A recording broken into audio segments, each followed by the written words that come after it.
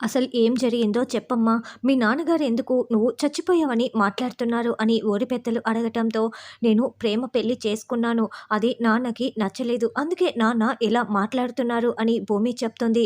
అవును. నా కూతురు నక్షత్రనే ఈ నాట్య నివేదన చేస్తుంది. భూమి చేయటానికి వీల్లేదు. భూమి చచ్చిపోయింది అని మళ్ళీ శరత్చంద్ర అదే మాట మాట్లాడుతూ ఉంటారు. చూడండి శరత్చంద్ర గారు, నాట్య నివేదన అనేది వంశపారంపర్యంగా రక్తంతో పంచుకు పుట్టాలి. శోభాచంద్ర గారి వారసురాలుగా భూమికి మాత్రమే ఆ అర్హత ఉంది.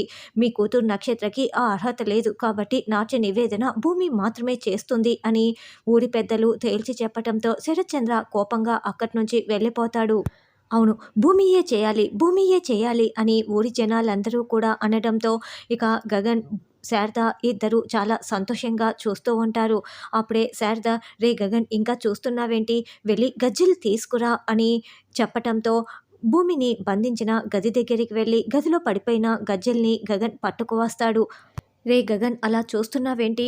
వెళ్ళరా, వెళ్ళి భూమికి గజ్జెలు పెట్టు" అని శారద అంటుంది. ఇక గగన్ మారు మాట్లాడకుండా భూమి ముందు మోకరిల్లి కూర్చొని, "చూడు భూమి, నువ్వంటే నాకు కోపం. అది నా వ్యక్తిగతం. మీ అమ్మగారంటే నాకు గౌరవం. ఇక్కడ ఉన్న వాళ్ళందరికీ కూడా ఆవిడంటే విశ్వాసం ఉంది. కాబట్టి మీ అమ్మగారి ఆశయాన్ని నువ్వు నెరవేర్చాలి. నువ్వు పూర్తి చేయాలని నేను కూడా కోరుకుంటున్నా" అని చెప్తూ 2 కాళ్ళకి కూడా గజ్జెలు కడుతూ ఉంటాడు. భూమి చాలా సంతోషంగా కట్టించుకుంటూ ఉంటుంది. "అమ్మ భూమి, ఇక నువ్వు మొదలు పెట్టమ్మా. మీ చెల్లెలు మధ్యలో ఆపేసిన నాట్య నివేదనని నువ్వు పూర్తి చేయమ్మా" అని భూమి చేతుల్లో ఇక దీపాలు పెడతారు. అలా భూమి నాట్య నివేదన చేస్తుంటే గగన్, శారద చాలా సంతోషంగా చూస్తూ ఉంటారు. నక్షత్రం మాత్రం రగిలిపోతూ బుంగమూతి పెట్టుకొని చూస్తూ ఉంటుంది. అపూర్వ అయితే చాలా సంతోషంగా చూస్తూ అక్కడికి వచ్చిన రౌడీలకి సైగ చేస్తుంది. అప్పుడే వాళ్ళు దూరం నుంచి గాజు సీసాలని విసిరి పడేస్తారు. అవి భూమి కాళ్ళ ముందు పడిపోగానే, "ఆగండి, అసలు ఏం చేస్తున్నారు? అసలు ఈ గాజు పెంకులు చూడండి ఎలా వచ్చి పడ్డాయో" అని, "నాట్యం ఆపండి" అని గగన్ అంటాడు. "మధ్యలో ఆపకూడదు" అని ఊరి జనాలు అంటారు. అవును. "ఆపకూడదు, ఆపకూడదు" అని అందరూ అరుస్తూ ఉంటారు. "అమ్మ భూమి, ఇది దేవుడి ఆజ్ఞ. కాబట్టి నువ్వు మధ్యలో ఆపకూడదు. నువ్వు నడవాల్సిందే, నాట్య నివేదన వీటిపైన చేయాల్సిందే" అని ఊరి పెద్దలు చెప్తూ ఉంటే, "సరే చేస్తాను" అని భూమి గాజు ముక్కలపై నడుస్తూ ఉంటుంది. "రే గగన్, వెళ్ళి చూడరా" అని శారద చెప్తుంది. అప్పుడే మళ్ళీ రౌడీ ఇంకొక గాజు సీసాని విసిరి వేయబోతూ ఉంటే గగన్ వెళ్ళి వాడి చేతిని అడ్డుపట్టుకొని వాడి జుట్టు పట్టుకొని లాక్కు వెళ్తూ ఉంటాడు.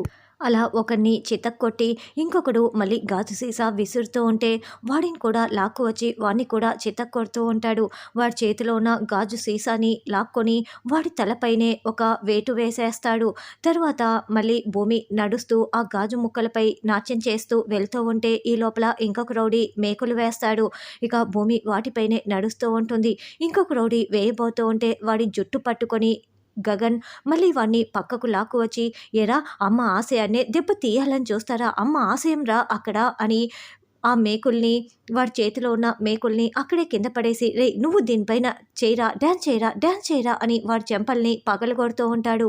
అక్కడ భూమి కాళ్ళు మొత్తం కూడా రక్తపు గాయాలతో నిండిపోయి ఉంటే వాడి కాళ్ళు కూడా అలాగే రక్తంతో నిండిపోయేలా ఆ మేకులపైన వాడిని డ్యాన్స్ చేయిస్తూ ఉంటాడు. అలా భూమి నాట్యం చేస్తూ వెళ్తూ ఉంటుంది. ఇక దేవుడికి కాస్త దూరంలో ఉండగా అపూర్వ ఒక్కొక్క రౌడీ వైపు చూస్తూ సైగ చేస్తూ ఉంటుంది. అయితే అపూర్వని గమనించడం, వెంటనే ఆ రౌడీ ముందుకు వస్తుంటే వెంటనే గగన్ ఆ రౌడీ దగ్గరికి వెళ్ళి వాడిని పక్కకు లాక్కు వెళ్ళి చితక్కొట్టడం, అలా 2-3 రౌడీలని చితక్కొట్టేస్తాడు.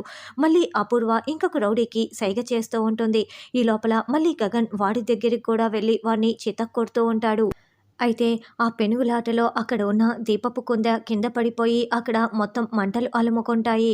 ఇక వాడిని బాగా చితక్కొట్టేసి వెంటనే గగన్ వచ్చి ఆ మంటలకి అడ్డుగా వచ్చేస్తాడు. గగన్ని తొక్కుకుంటూ భూమి వెళ్ళి ఆ అఖండ దీపాలని మొత్తం సమర్పించేస్తుంది. అలా సమర్పించిన తర్వాత ఆకాశంలో నక్షత్రాలు శివలింగ రూపంలో అందరికీ దర్శనమిస్తూ ఉంటాయి. గగన్‌కి కాస్త మంటలు అంటుకోవటంతో వాటిని చేత్తోనే ఆర్పివేసుకుంటారు.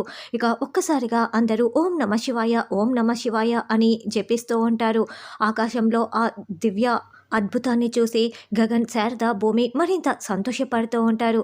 భూమి కారణ జన్మురాలురా, రక్తాన్ని సైతం కూడా లెక్క చేయకుండా గాయాలని భరిస్తూ అఖండ దీపాలని సమర్పించింది. వాళ్ళమ్మ ఆశయాన్ని నెరవేర్చింది. అందుకే శివయ్య కరుణించి ఇలా దర్శనమిస్తున్నారు అని శారద చెప్తూ ఉంటే అందరూ దండం పెట్టుకుంటూ ఉంటారు. అమ్మాయి, ఆకాశంలో శివయ్య భూమిని ఆశీర్వదిస్తున్నట్లు ఉంది. మనకు మాత్రం చూడు ఎలా జరుగుతోందో అని గోరింటాకు మాట్లాడుతూ ఉంటే, పిన్ని పక్కకు వెళ్ళు అని గోరింటాకుని అపూర్వ అరుస్తూ ఉంటుంది. తర్వాత చెర్రీ అన్నం తిందురారా అని మీరా అడుగుతూ ఉంటే, అమ్మ ఆకలిగా లేదు అని చెర్రీ చెప్తాడు.